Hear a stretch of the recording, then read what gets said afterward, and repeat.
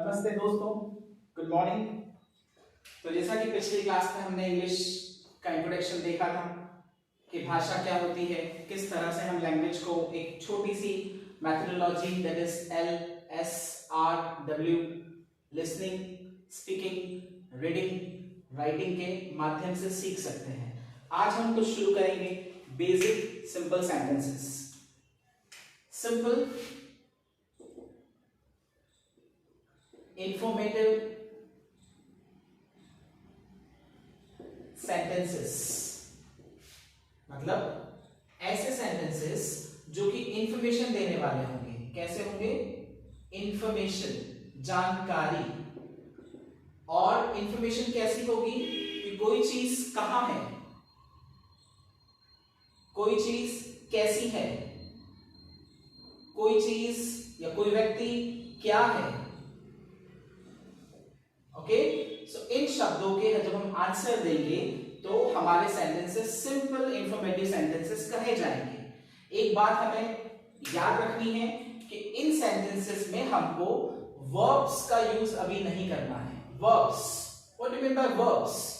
Verbs मतलब क्रिया, action words. Just like अभी जो एक्शन हो रहा है, speaking, listening, okay, writing, walking, okay, writing, learning, unlimited verbs are there।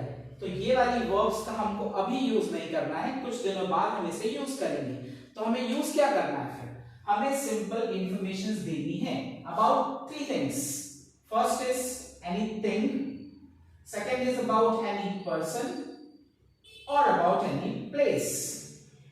Okay, जैसे कि it is a black marker, so it is a black marker।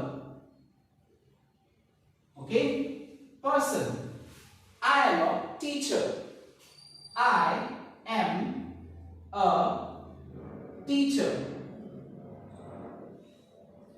we are online, we are online। So you see here, आप लोग यहां देखिए कि हमने एक वस्तु की जानकारी आपको दी है, एक व्यक्ति की जानकारी दी है और हमने बताया है कि कोई चीज, कोई व्यक्ति कहां पर है। सो हमारा स्ट्रक्चर क्या बनता है? हमारा स्ट्रक्चर बनता है सब्जेक्ट। सब्जेक्ट मतलब क्या?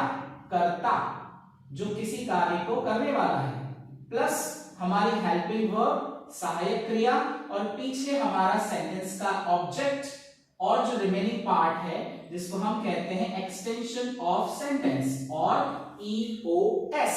ओके, तो इस तरह से हमें पहले सबसे इंग्लिश की टर्मिनोलॉजी में मिलता है सब्जेक्ट, फिर मिलती है हेल्पिंग वर्ब और पीछे हमारा सेंटेंस का ऑब्जेक्ट या वो जानकारी।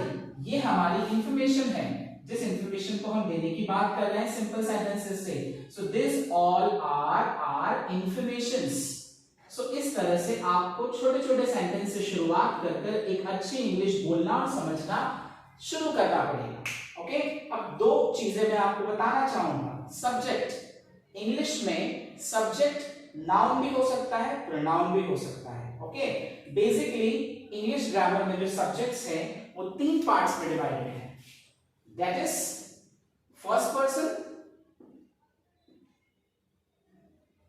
Second person and third person. First person क्या होता है? जो बोलने वाला होता है, स्पीकर। अभी बोल कौन रहा है? मैं बोल रहा हूं या हम बोल रहे हैं। सेकंड पर्सन कौन होता है? लिसनर, सुनने वाला। सुनता कौन है? अभी आप सुन रहे हैं तो you.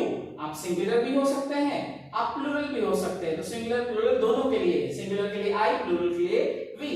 In the same way we have he, she, it और दे। तो ये हमारी सब्जेक्ट की छोटी सी टेबल तालिका है जो हमें याद रखनी है। First person, second person and third person. Clear? Understood? In subject को आपको सबसे पहले रखना है जो कि प्रोनाउंस हैं, और इनके साथ में आपको नाउन का भी नॉलेज होना चाहिए जो किसी का व्यक्ति का नाम हो सकता है, राम, श्याम, सीता, गीता। ओके, तो ये हमारे थे प्रोनाउंस। प्रोनाउंस को डिटेल में उसके चैप्टर में हम लोग देखेंगे। ये हमारे पर्सनल प्रोनाउन है। इसी तरह से आपको इजमार दिख रहा होगा, इस, एम, आर, ये क्या है? This three are our helping verbs और ऑक्सिलरी वर्ब्स। इसी तरह से आपको वॉज और वर का यूज भी आना चाहिए। This are used in present tense, वर्तमान काल में, और इसे हम लोग यूज करते हैं पास्ट टेंस या भूतकाल में। और ये सभी कही जाती है सहायक क्रिया, हेल्पिंग वर्ब्स और ऑक्सिलरी वर्ब्स। ओके, तो इस प्रकार से आप छोटे छोटे सेंटेंसेस को बनाकर अपनी इंग्लिश को इंप्रूव कर सकते हैं। सबसे पहले अपने आसपास की जो जानकारी, अपने घर, अपनी दुकान, अपने मोहल्ले, अपने कमरे, अपने दोस्तों, इन सब की जानकारी आप एकत्रित कीजिए। और जैसा कि हमने पिछली क्लास में भी दो वर्ड देखे थे, लिसन और हियर, इस क्लास में हमारे पास नया वर्ड है सब्जेक्ट।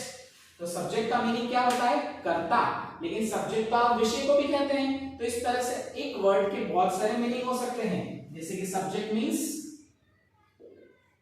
एक विषय, या फिर कर्ता, या फिर प्रजा।